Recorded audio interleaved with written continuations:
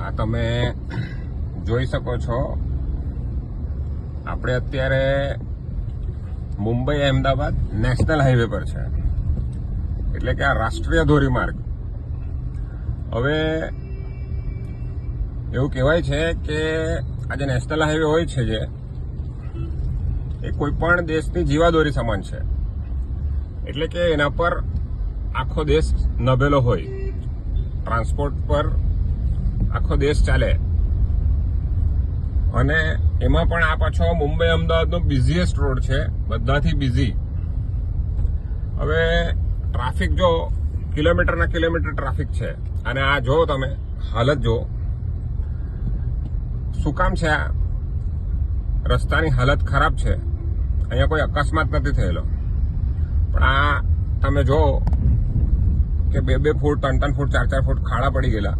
અને બ્રિજ છે તો બ્રિજ ઉપર ખાડા છે, તો ત્યાંથી ટ્રાફિક ચાલુ થાય દમણગંગા બ્રિજથી, તો આ કરમબિલીની આગળ સુધી ટ્રાફિક લાગે. રોજનું છે આ. અને આ એક પોઈન્ટ નથી. મુંબઈ અમદાવાદ તમે જાઓ એટલે તમે જોઈ શકો કે ક્યાં ટ્રાફિક ને કેટલો ટ્રાફિક લાગે. અને વાપીથી મુંબઈ જનરલી 2-3 કલાકનો રસ્તો છે, સવારના નીકળે તો સાંજ પડી જાય.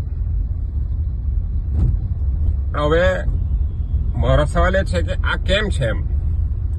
સોશિયલ મીડિયામાં બધું આવે કે ફલાણા અધિકારીએ ફલાણા પોલિટિશિયને કોન્ટ્રાક્ટરને કડક સૂચના આપી. તો what is the meaning of કડક સૂચના? અને કડક સૂચનાથી શું થાય?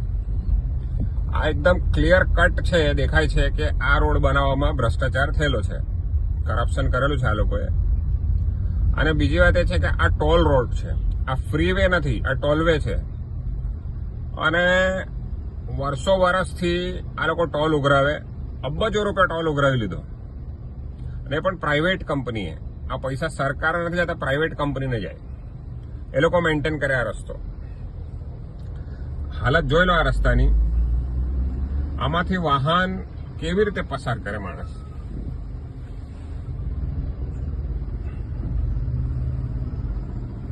વાહન પસાર કરવા માટે એક્સપર્ટ જોઈએ આની અંદર, તો કદાચ એના ડેસ્ટિનેશન પર પહોંચી શકે. આ પરિસ્થિતિ છે રોડની. અને સરકાર શું કરે કે કડક સૂચના આપી છે કોન્ટ્રાક્ટરને, કંપનીને કડક સૂચના આપી દીધી. એટલે કડક સૂચના આપી, આ જો આ ગાડી કેવી રીતે આમાંથી કાઢવાની. હવે કડક સૂચના આપે એટલે એ લોકોના તો હાથ ઉપર થઈ ગયા કે અમે તો ભાઈ સૂચના આપી છે. પણ મારું કહેવાનું એમ છે